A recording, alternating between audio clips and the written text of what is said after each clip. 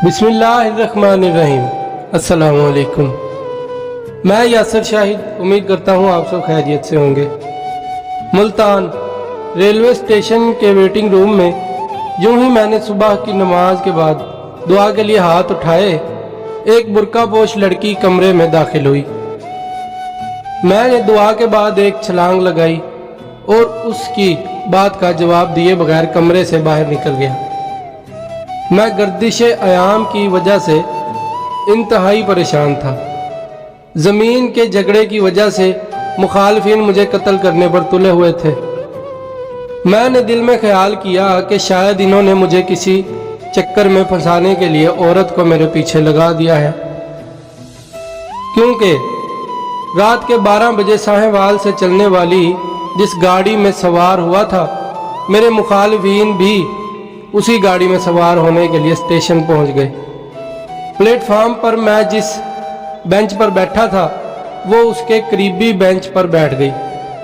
गाड़ी आई लेकिन मैं बैठा रहा। मेरा ख्याल था कि वो जब किसी डब्बे में बैठ जाएंगे तब मैं किसी और डब्बे में सवार हो जाऊंगा, लेकिन उनके तेवर अच्छे न थे।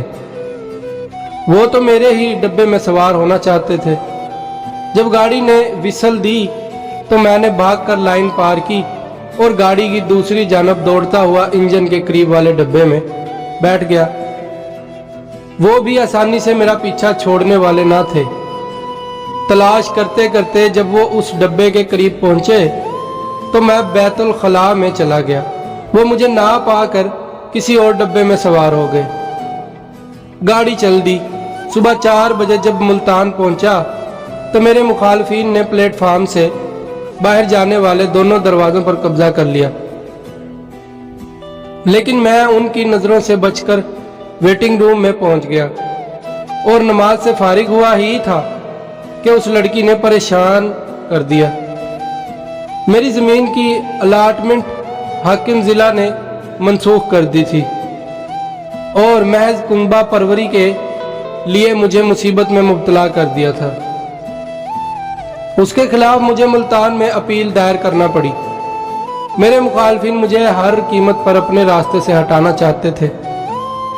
मैं अकेला था, सिवाय अल्लाह के और कोई मेरा परसाने हाल ना था। सिर्फ वालिदैन की दुआएं शामिल हाल थीं। इधर मुल्तान में कमिश्नर साहब की अदालत में हजारों की तादाद में अपीलें ज़ेरे समाअत थी। साल तक समाअत की बारी नहीं आती थी। मैं तारीख लेने के लिए मुल्तान गया था। वो लड़की भी इसी तरह जमीन की अलाटमेंट के चक्कर में अपने मुखालफिन के हाथों बुरी तरह परेशान थी और मुझसे कमिश्नर के दफ्तर का पता पूछने और रहनुमाई हासिल करने के लिए अंदर चली आई थी। जब मैं भागकर बाहर निकला तो वो भी घबरा कर बाहर आ गई। मैंने उससे सख्ती से पूछा, इस तरह मर्दाना वेटिंग रूम में आने से तुम्हारा क्या मतलब है? उसने निहायत धीमी आवाज के साथ इंतहाई इनकसारी से कहा, जी मैं तो आपसे सिर्फ एक बात पूछना चाहती थी। मालूम होता था कि हवास और कुआ उसका साथ नहीं दे रही थी। जब मैंने उसकी ये हालत देखी तो उसका हौसला बढ़ाते हुए कहा, हाँ कहो, क्या कहना चाहती हो? उस पर उसने जमीन की अलाटमेंट की मनसूखी और मुखालफिन के जोरो सितम की सारी दास्तान सुनाई। जब मैं सारी कहानी सुन चुका तो मैंने कहा कि मैं और आप दोनों नाइंसाफी का शिकार हैं। इत्मीनान रखो, अल्लाह ताला के यहाँ देर है अंधेर नहीं। हम कमिश्नर के दफ्तर रवाना हो गए। वहाँ मिसल तलाश करना आसान काम नहीं था। उधर उस लड़की ने कहा कि मेरी वालदा का आखिरी जेवर भी फरोख्त हो गया, जिसमें से सिर्फ 50 रुपए मेरे पास हैं। उसके बाद हमारे पास खाने के लिए कुछ नहीं होगा। मेरी माली हालत भी कुछ ऐसी ही थी, लेकिन दिल गवाही देता था कि मुसीबत के दिन टल जाने का वक्त करीब है। हमारी मिसलें मिल गईं। अब केस की समाअत के लिए वकील की ज़रूरत थी, लेकिन हमारे पास वकील करने के लिए पैसे नहीं थे। इत्तेफाक से पहले मेरे केस की समाअत हुई। अफसर मिजाज इंतहाई इंसाफ पसंद थे। انہوں نے میری ایک ایک بات کو غور سے سنا اور فیصلہ میرے حق میں دے دیا۔ مجھے انصاف حاصل کر کے خوشی تو ہوئی، لیکن ساتھ ہی دوسری کیس کی سماعت کے خیال سے دل بیٹھ رہا تھا۔ چنانچہ دوسرے کیس کی سماعت شروع ہوئی تو میں نے یوں ہی کیس کی وضاحت کرنا چاہی۔ اس پر لڑکی کے مخالفین نے اعتراض کیا کہ یہ نہ تو وکیل ہے نہ مدعی، یہ کس حیثیت سے بول رہے ہیں۔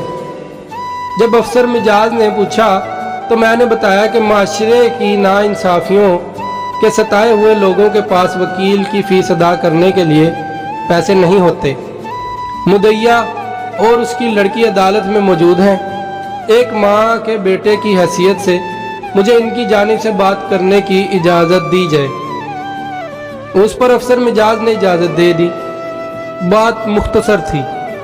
مخالف کا وکیل 1 گھنٹے کی تقریر میں بڑے بڑے قانونی دلائل دینے کے باوجود عدالت کو قائل نہ کر سکا اور عدالت نے ماں بیٹی کے حق میں فیصلہ دے دیا۔ جب ہم کمرہ عدالت سے باہر نکلے تو 2 موٹے موٹے آنسو میرے قدموں پر گرے۔ مجھے یوں محسوس ہوا کہ دونوں ماں بیٹی رو رہی ہیں۔ وہ فطرت جذبات سے مجھ سے لپٹ گئی۔ ماں میری پیشانی پر بوسہ دے رہی تھی، بیٹی میرے بازو سے لپٹی ہوئی تھی۔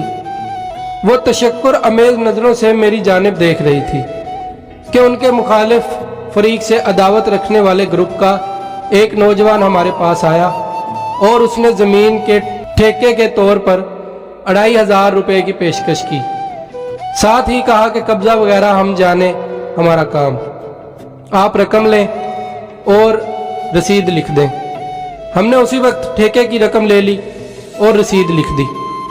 میں جلد گھر جا کر اپنے والدین کو خوشخبری سنانا چاہتا تھا، اس لیے ان سے اجازت لی اور گھر واپس آ گیا۔